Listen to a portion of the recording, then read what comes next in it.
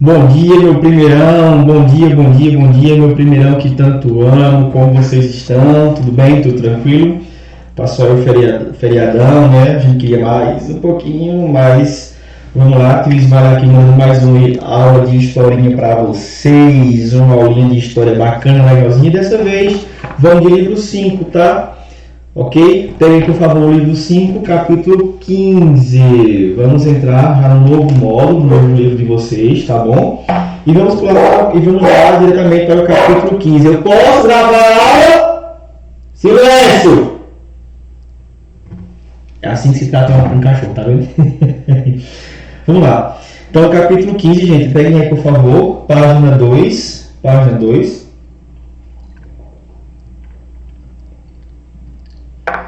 Nós vamos falar hoje, né, dos impérios coloniais. Por quê? Como nós sabemos, a América foi uma região totalmente povoada, né, colonizada pelos europeus, portugueses, ingleses, espanhóis, posteriormente holandeses, né? Todos esses países europeus, movidos pelo mercantilismo, movidos pela a intenção de ficar ricos, né, de enriquecer, eles vêm para a América com esse intuito de colonizar. E é isso que a gente vai ver hoje, né? Na página 2 ele coloca o seguinte: o continente americano é marcado por uma grande diversidade de línguas, além dos inúmeros idiomas indígenas falados em todo o continente. Há regiões da América onde a língua oficial é o inglês, o espanhol e o português, o francês ou até mesmo o holandês, como eu acabei de explicar para vocês, né?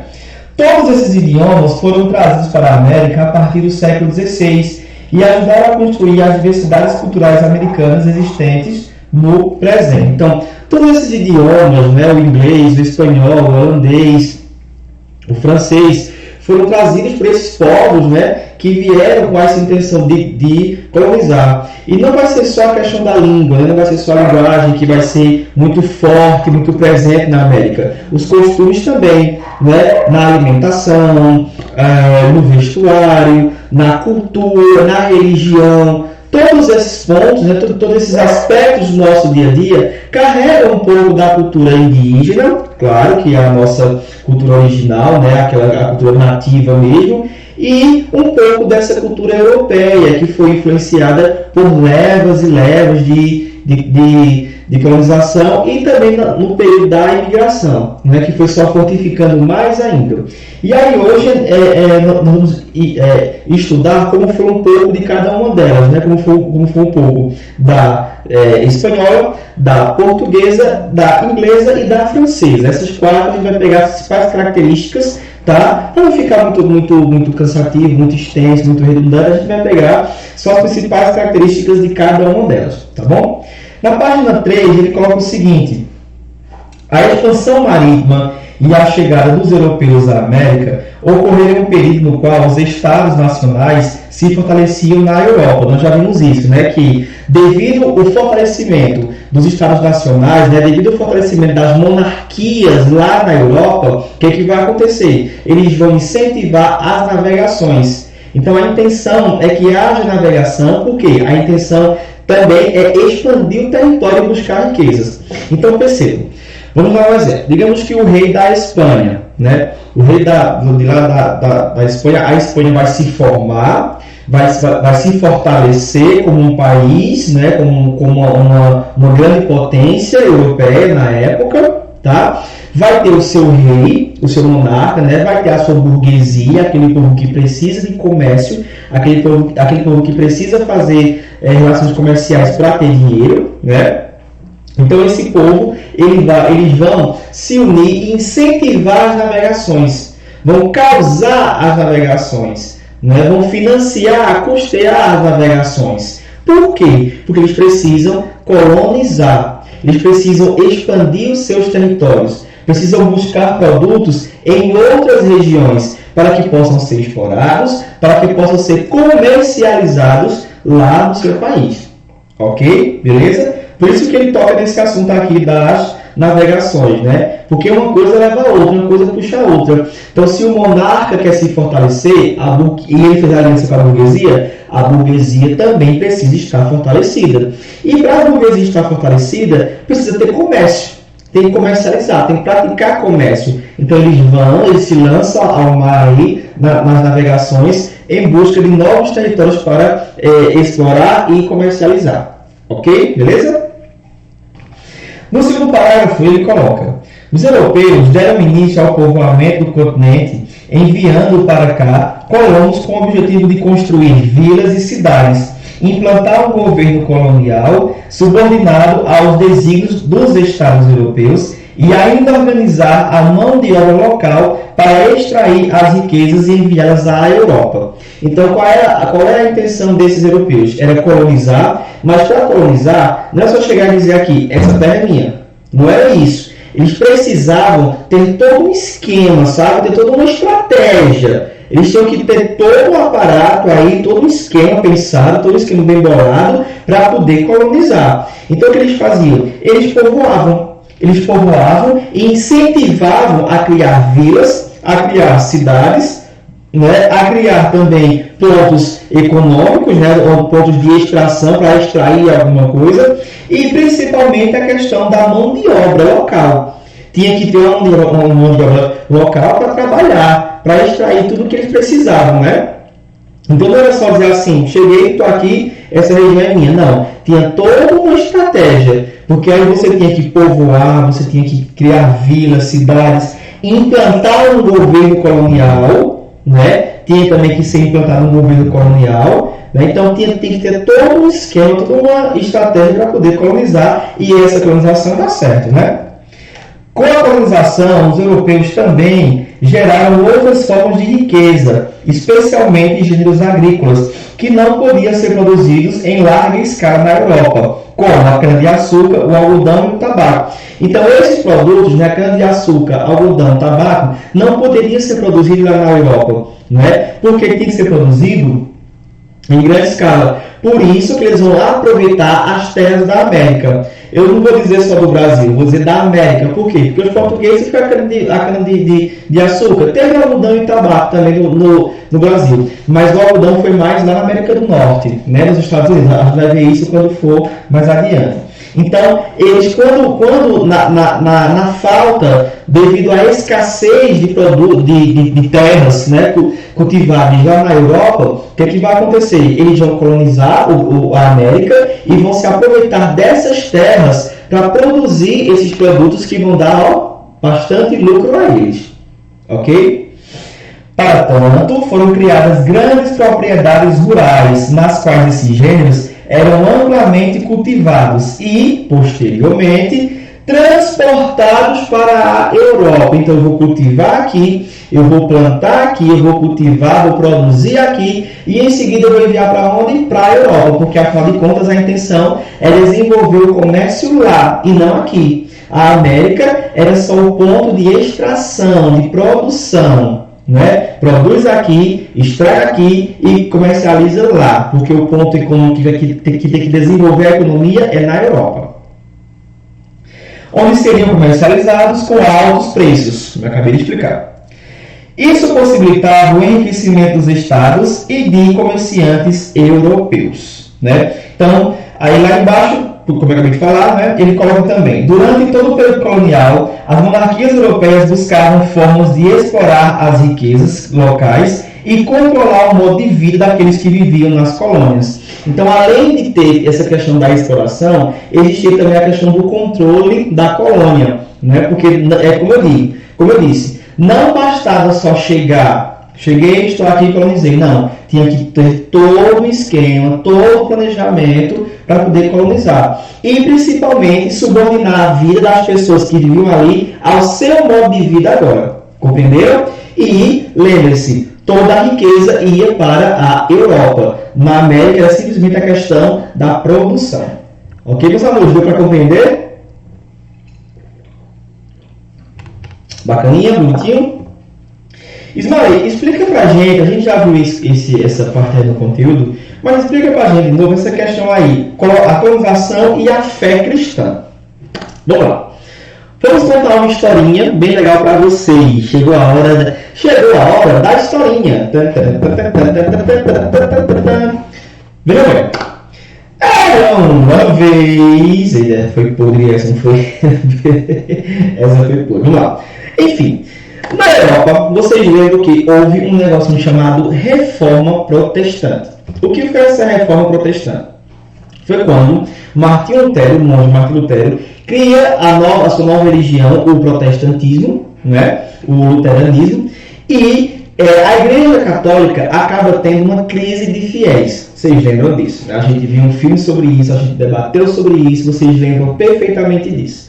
Então, quando Martinho Lutero promove a Reforma Protestante, né, ele vai causar, sem querer, né, uma grande crise de fiéis, né, de pessoas praticantes na religião católica, porque as pessoas deixam de ser católicas e passavam a ser protestantes, né?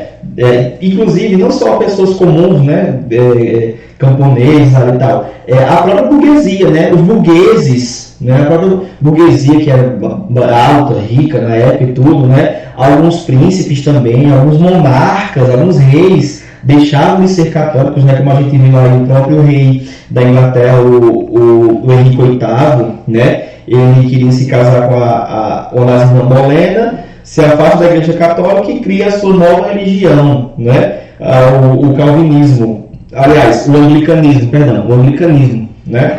Então é o que acontece, né, nós vamos ter uma grande perda de fiéis, né, por parte da Igreja Católica.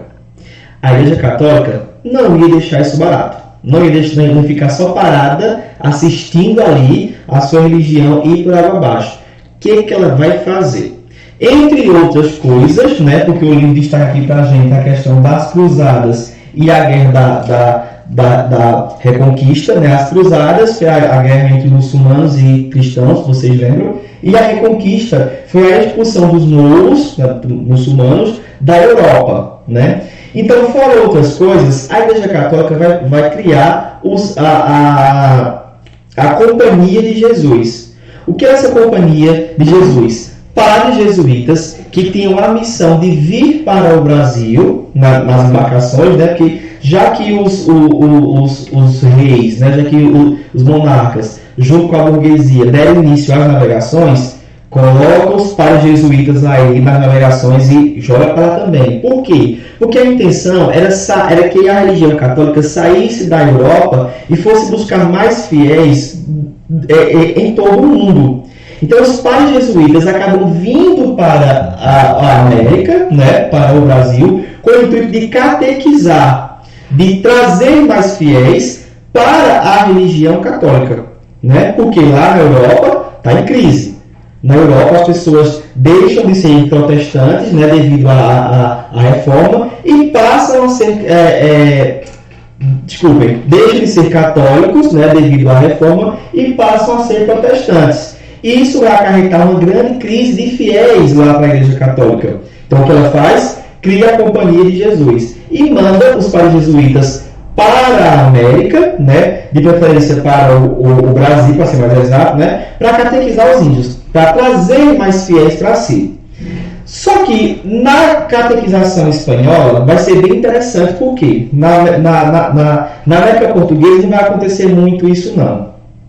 Vai acontecer mais na América Espanhola. Vão ser construídas as missões. O que eram as missões, Mari? As missões eram aldeamentos. Vocês têm até aí um exemplo na página 5. Na página 5 de vocês tem um exemplo aí de uma missão. Vejam aí, por gentileza.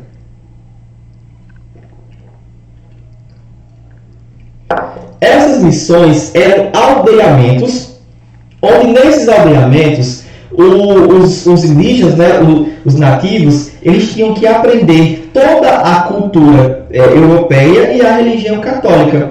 Eles aprendiam a tocar violino, aprendiam a cantar ópera, aprendiam a ler e a escrever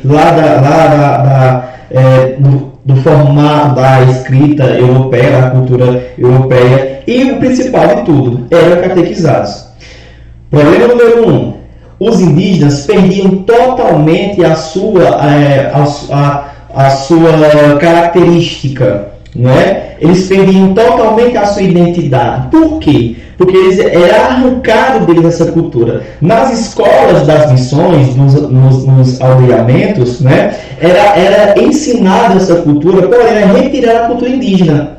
É como se eu chegasse na casa de vocês, colocasse uma escola na casa de vocês, tirasse totalmente tudo que vocês aprenderam até hoje, as crenças, o costume, a língua, tudo, até o nome de vocês, porque naquela época, até o nome dos indígenas, né, eles trocavam. Por isso que hoje em dia a gente tem muitos Paulos, Pedros, Marias, Anas, Gustavo, Josh, né, Maria, Natália, tudo. Hoje a gente tem muito nome mais assim, né, descendente de europeu, tudo, inglês e tal, e tem poucos nomes indígenas. A gente conhece poucas pessoas com nome indígena, ou até mesmo nenhum, né? Depois façam essa análise aí com os amigos de vocês. Se a maioria não são nomes assim, meio que europeus, inglês e tal, olha, Smiley Thomas, falou a pessoa que chama-se Smiley Thomas, né? Então a gente conhece poucos, por quê? Porque nesse período, nessas missões, era arrancada, tirada a cultura indígena e colocada e imposta a cultura europeia. Problema número 2. Os indígenas eram quem trabalhavam tanto na agricultura, como também para construir tudo isso que vocês estão vendo aí na imagem número 5. Aliás, da página 5. Né? As casas, a igreja, as escolas, né? Da própria agricultura, como eu já falei. Então, eram os próprios indígenas que trabalhavam. Né? Não era um tipo de escravidão, não era escravidão. Por quê? Porque os padres jesuítas eram contra escravizar os indígenas. Os jesuítas eram contra que os colonos pegassem os indígenas e colocassem para trabalhar de forma escrava. Totalmente contra. Né? É por isso que futuramente vai ter até uma brigazinha aí, um fight, um UFC aí pesadão e tudo, dos colonos com os jesuítas. Porque para os colonos, os índios tinham que trabalhar. Para os jesuítas, o índio tinha que ficar ali realmente sendo catequizado, ser livre da escravidão, mas era explorado nas missões, né? Enfim, a hipocrisia. Mas enfim, né? Então essas daí eram as missões. Essas missões eram aldeamentos onde os indígenas eram catequizados e era ensinado a eles toda a cultura europeia. Inclusive, tem até um filme bem bacana chamado A Missão, que tem aí na página 11. Na página 11 tem uma referência de um filme aí para vocês. Quem quiser assistir, fica à vontade. É um filme bacana, eu já assisti. Ok?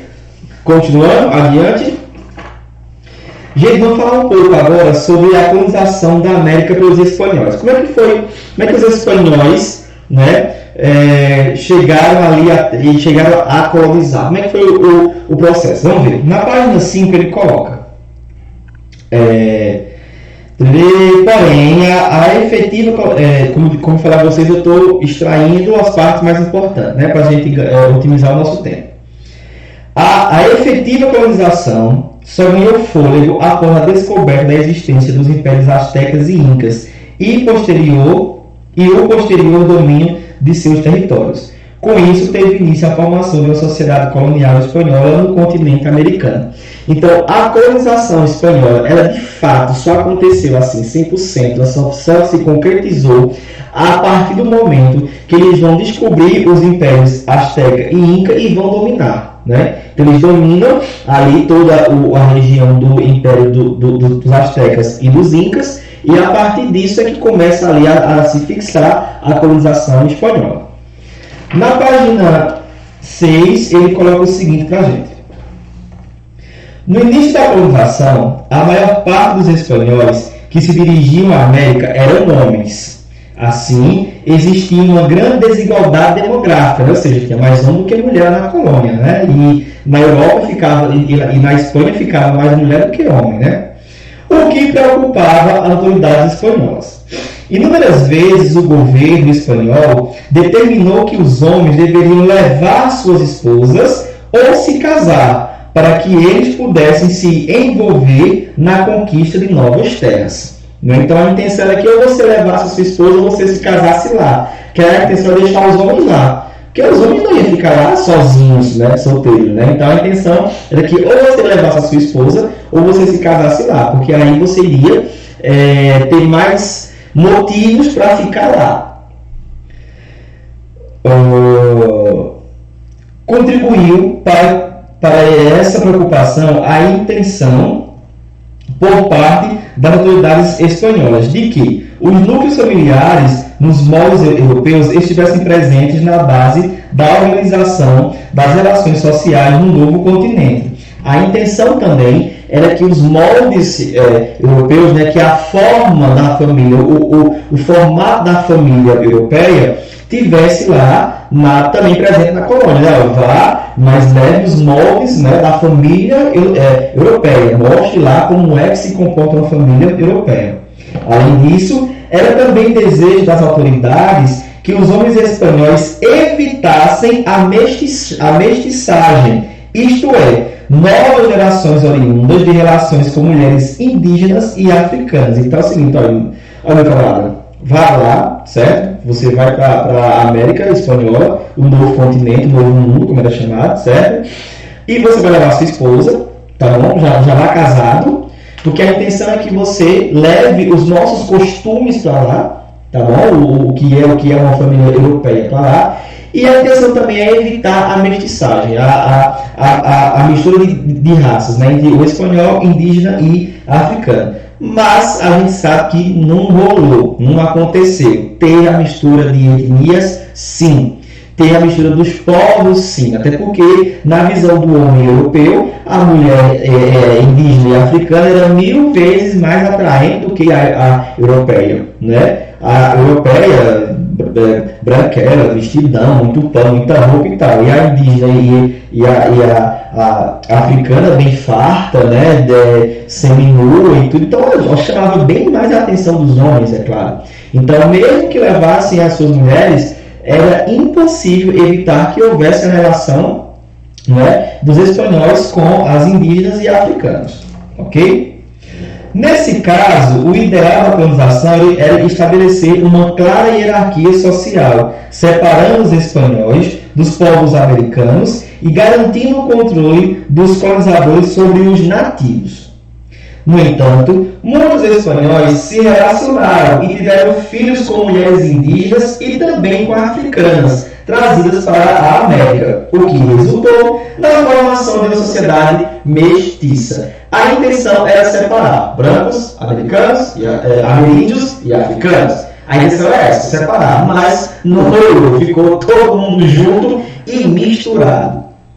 Por causa disso, as autoridades espanholas instituíram um rígido sistema de hierarquia social, baseado na noção espanhola de castas. Então é o seguinte, já não teve como segurar, foi tudo junto misturado, nós vamos implantar o sistema de castas, ou seja, a divisão da sociedade da América Espanhola foi baseada no sistema de castas. Repetindo, para que possa entrar na cabeça de vocês, que a divisão da organização da sociedade da América Espanhola foi dividida em castas. Ok, meus povos e minhas povas? Vamos ver agora como eram essas castas. Essas castas vocês já conhecem, né? Castas, para início de conversa, qual é a diferença de uma casta para uma outra? Casta quer dizer que você pertence àquele grupo e você não pode, em hipótese alguma, passar para outro grupo.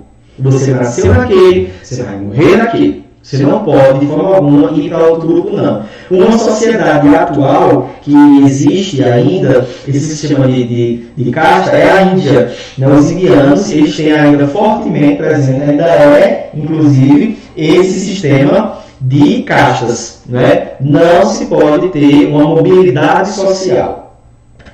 Vamos ver como que ficou lá na América Espanhola? Vamos lá. A sociedade colonial espanhola era organizada de acordo com o sistema de castas. No topo dele estavam os europeus enviados com o objetivo de governar a colônia e garantir que as riquezas coloniais fossem enviadas para a Espanha. Os indivíduos desse grupo eram os chapetones. No cantinho no livro de vocês aí, façam uma pirâmide, um triângulozinho, façam uma pirâmide. e dividiu aí em 3 partes. No topo coloque chapetones. Coloque aí os chapetones.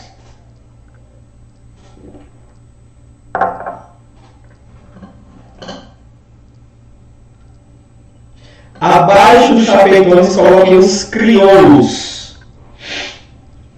Abaixo dos chapetones coloque os crioulos.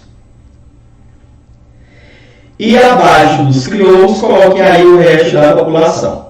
Coloque desse jeito para a gente classificar.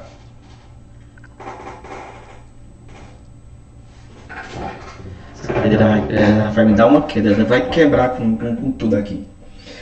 Então, no topo da pirâmide estavam os chapetones, que eram espanhóis que eram enviados lá da Espanha para governar. Então, o controle, a administração da colônia estava concentrada nas mãos desse grupo aí, chamado de chapetones. Quer ver? Vou repetir. No topo dele estavam os europeus enviados com o objetivo de governar a colônia e garantir que as riquezas fossem enviadas para a Espanha. Os indivíduos desse grupo eram chamados de chapetones e ocupavam os principais cargos administrativos, religioso, militar e frequentemente retornavam à Europa após um tempo na colônia. Então, para os chapetones, né, eles tinham o controle, eles tinham o poder ali totalmente administrativo da população. Não só administrativo, tinha administrativo, religioso e militar. Então eles desfrutavam, né, de uma certa estabilidade política. Eles tinham privilégios políticos, porque eram europeus enviados diretamente lá da coroa, né, espanhola para a América Espanhola para governar. Então eles desfrutavam totalmente de todo um aparato administrativo, religioso e tal. Eles tinham todo o privilégio, era a eles. Ok? Abaixo dos chapetones estavam os crioulos, descendentes de europeus nascidos na América. Então os crioulos eram descendentes, né, era a mistura, né, eram os descendentes de europeus nascidos na América. Então, eles eram descendentes de europeus, né, filhos do próprio casal lá da Europa. Ao longo do tempo, esse grupo deu origem a poderosas oligarquias regionais, que se beneficiavam da produção das riquezas coloniais. Os crioulos tinham privilégios diversos, como a isenção de muitos impostos, porém não tinham grandes poderes políticos para determinar os rumos da colonização. Então, os crioulos, né, descendentes de espanhóis que nasciam na América, eles tinham alguns privilégios, menos privilégios de governo, menos privilégios administrativos. Né? Eles faziam parte de uma classe social importante aí, né? Porque mexiam com a economia, com o comércio e tal, mas não tinham poderes administrativos, não tinham privilégios de governo, como tinham os chapetones. Futuramente a gente vai ver aí uma briga, uma revolução, uma revolta aí entre eles, né? entre chapetones e crioulos, mas isso é só mais adiante, ok? Aí esse mesmo. Apesar de um sistema de casta ser bastante rígido, existiam algumas possibilidades de mobilidade social, né? Então, recapitulando o que eu falei, casta ele é rígido, mas nesse caso ele vai dar uma possibilidade, né? Um mestiço, por exemplo, poderia se tornar um crioulo, caso provasse que as 3 gerações anteriores de sua família foram marcadas apenas por casamento entre brancos. Por isso, existia uma grande preocupação em produzir estudos genealógicos e registro de família na sociedade colonial espanhola, já que essa era uma forma importante de organizar a hierarquia social. Abaixo, recapitulando, meu povo, que acho que engano um pouquinho aí de vocês, mas vamos recapitular, vamos revisar. No topo da pirâmide social da organização estavam os chapetones, certo? Chapetones enviados da Europa, da Espanha, para governar, desfrutavam de todo o privilégio, tinham poder administrativo, religioso, militar, ok? Abaixo vão estar os crioulos. Os crioulos que eram descendentes dos espanhóis, não é, nascidos na América. Para eles estava a economia, o comércio, a agricultura e tal, mas eles não tinham poderes políticos, administrativos, ok? Como tinha os chapetones, não tinham privilégios. Abaixo vai estar o resto da população e também os mestiços, que era a mistura entre europeus e indígenas ou africanos, né? Filhos de europeus com indígenas e africanos. Embora fosse um sistema de castas, onde não pode haver mobilidade social, nesse caso aqui, eles vão dar uma abertura em que, se o mestiço provar que é descendente de um europeu, né, que até a terceira geração dele, que não acontecia na época, né, porque eles se preocupavam muito com a questão do registro familiar, mas para a gente isso não importa. Para a gente o que importa é que vocês compreendam essa questão aí da organização social. Chapetones, crioulos e mestiços. Essa questão de provar que não era, esqueçam isso, tá? É só balela. Chapetones, crioulos e mestiços. Ok? Beleza? Tranquilo? Tudo bonitinho? Vamos que vamos? Vamos que vamos. Página 7, por gentileza. Vamos ver agora como se organizava a administração colonial, né? Como era a administração colonial lá na Espanha. Vamos lá. Desde o início da conquista da América, a coroa espanhola criou mecanismos para controlar os rumos da colonização. Como eu falei para vocês, não era só colonizar por colonizar, tinha que ter todo um controle, todo um esquema. O primeiro desses mecanismos para colonizar, né, foi a Casa de Contratação, fundada em 1503. Seu objetivo era controlar todo o movimento de pessoas, embarcações e mercadorias entre a Espanha e a América. Dessa forma, pretendia-se evitar o desvio de mercadorias lucrativas ou a ida de pessoas indesejáveis para a América. Então, uma das formas foi essa Casa de Contratação, né, que era obter um certo controle. Um controle de quem ia, de quem vinha, de quem entrava, quem não entrava, das mercadorias, das embarcações. Em 1523, a coroa espanhola criou o Conselho das Índias, outro mecanismo de controle que tinha o papel de aconselhar o rei sobre as principais medidas que deveriam ser tomadas para a melhor administração dos territórios coloniais. Então, em 1523 já se criou o quê? O Conselho das Índias, que era um conselho que ia auxiliar o governo lá do monarca, né? Além dos órgãos administrativos metropolitanos, a coroa também fixou órgãos administrativos na América. Durante o início da conquista, foi criado o cargo de governador, com o objetivo de dividir as terras e as populações indígenas e garantir o início da produção de riquezas coloniais. Porém, rapidamente foi implantado um sistema mais complexo. Então perceba que eles vão só mudando, né? Eles vão criando mecanismos, criando sistemas, tudo isso para auxiliar no governo. E aí é mais complexo. Me perdi, a letrinha aqui é bem miudinha, minha gente. Com a formação dos vice-reinos. Então o que ele vai fazer? Ele vai formar um vice-reino. Vai dizer, gente, o tipo de governo, né, vai ser o seguinte agora. A administração vai ser da seguinte forma agora. O rei, né, está lá na metrópole, na Espanha, e vai ter um vice-reino. Ismael, é como se fosse um prefeito e um vice-prefeito, é como se fosse um presidente e um vice-presidente, é como se fosse um governador. Exatamente. É um rei e um vice-rei. Né? Esse rei vai governar de lá, da Espanha, da metrópole, e o vice-rei vai governar de lá, da região. Então ele vai pegar toda a região da América Espanhola e dividir em vices-reinos. Vices-reinos, isso existe, minha gente? Vices-reinos? Sei lá. Vice-reinados. Perdão. Vices-reinos é ótimo, né? Vices-reinados. Vice-reinados. Enfim. Aí ele vai. Primeiro, o da Nova Espanha, que foi criado em 1535. Olhem aí, por favor. Né? Nova Espanha, essa partezinha verde, logo em cima aí. O do Peru, né, em 1543, olhem aí por favor, essa partezinha marronzinha, cor de goiaba, sei lá que coisa daí. Posteriormente foram criados o vice-reino de Nova Granada, olha aí a partezinha amarela.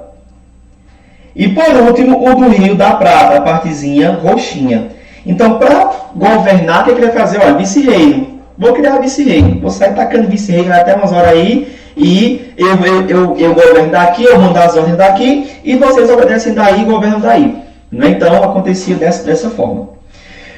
Os vice-reinados, aprendeu, Ismael? Toma distraído. Os vice-reinados eram governados por vice-reis, escolhidos pela metrópole, ou seja, pelo rei, é claro. Né?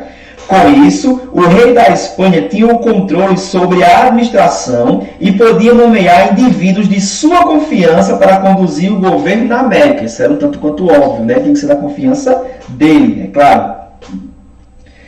Vale destacar que, além do vice-rei, existiam outros cargos importantes para a administração, como juízes, fiscais, ouvidores, eclesiásticos e militares. Percebam que é basicamente o que a gente tem hoje, né? Percebam que é basicamente a criação do tipo de governo que a gente tem hoje. A gente tem, vamos pegar em esfera municipal, né? A gente tem o prefeito, tem os vereadores, aí tem o poder judiciário, aí tem o líder religioso. Então, existe a pessoa que governa, né? A figura central do governo, mas existe também outros líderes que vão auxiliar nesse governo.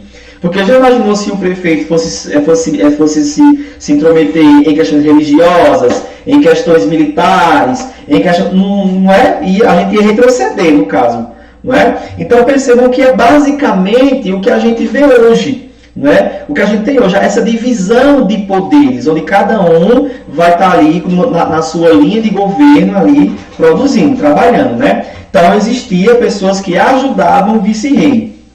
Finalmente, existiam governos locais, chamados de cabildos, as câmaras municipais, na cidade e vilas coloniais espanholas. Então, existiam as câmaras municipais, né? Que funcionam mais ou menos hoje como é a Câmara de Vereadores, Ismael. Mais ou menos isso, né? Porque era lá que era discutido sobre leis, sobre projetos, sobre questões do poder executivo, de como é que vai governar, questões de governo, de leis. Era nessas câmaras também que eram discutidas, né? Bem semelhante à Câmara de Vereadores que a gente tem hoje, né?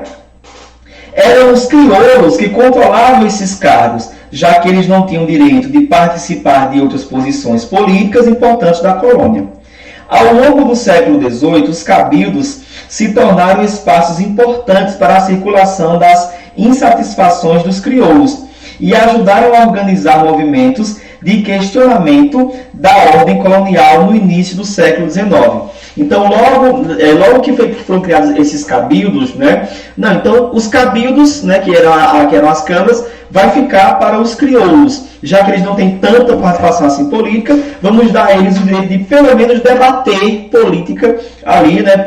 Debater os problemas da região, debater sobre as leis da região, ok?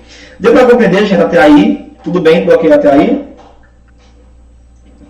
Qualquer coisa a gente tira uma dúvida, tem dúvidas numa aula online, ok? A exploração da mão de obra na América, vai ainda na página 7. Inicialmente, os espanhóis escravizaram algumas comunidades indígenas, como os indígenas canibais, cuja escravização foi autorizada pela rainha Isabel em 1503. Então, logo de início, né, foram escravizados os indígenas, os nativos. Contudo, rapidamente, essa estratégia deixou de ser utilizada, entre outros motivos, pela oposição de religiosos. Lembram que lá atrás eu falei a vocês que os padres jesuítas eram contra a escravização dos indígenas? Então logo de início, os espanhóis vão escravizar os índios. Pegou o índio aqui, escravizou, tal, bacaninha. Mas aí, devido ao posicionamento dos padres jesuítas, eles vão barrar essa escravização. E aí, Ismael, a solução qual foi? A solução encontrada foi a adoção de um sistema misto, com a utilização da mão de obra indígena, livre, e de pessoas africanas escravizadas. Então vamos misturar. Vamos usar a mão de obra indígena livre, a gente dá aqui um saláriozinho, dá aqui um negocinho, um pagamentozinho, um lugar para morar, uma comida aos indígenas, né? Trabalha, a gente dá alguma coisinha aí, e vai escravizar o africano. Mas sempre com essa visão de mão de obra escrava. Sempre com essa visão. Especialmente em locais onde não existiam grandes contingentes populacionais indígenas. No primeiro caso, ou seja, dos indígenas, né, os espanhóis criaram o sistema das encomendas em 1509. O que é isso, as encomendas? Encomendas era por meio do qual os indígenas eram distribuídos entre os colonos para trabalhar por determinados períodos de tempo em suas terras. Os nativos acabavam subordinados às necessidades dos colonos, garantindo assim a produção de riquezas coloniais. Então, com esse sistema de encomendas, né, eles trabalhavam de acordo com a necessidade dos colonos. Qual é a sua necessidade? É ter essa plantação aqui todinha, é fazer a colheita de toda essa plantação. Então, eles iam lá. Quando a gente faz uma encomenda, minha gente, que vem daí, né? Quando a gente faz uma encomenda, olha, eu quero encomendar um bolo. Eu quero um bolo assim, assim, assado. Você não diz como você quer o bolo, isso é uma encomenda. Você encomendou, você contratou. Do mesmo jeito, era assim, você encomendava um trabalho. Olha, eu quero esse campo aqui limpo para a agricultura. Por isso que vem daí a encomenda, né? De pedir, de dar, né? Aquilo que você quer, de dar a instrução daquilo que você quer, né?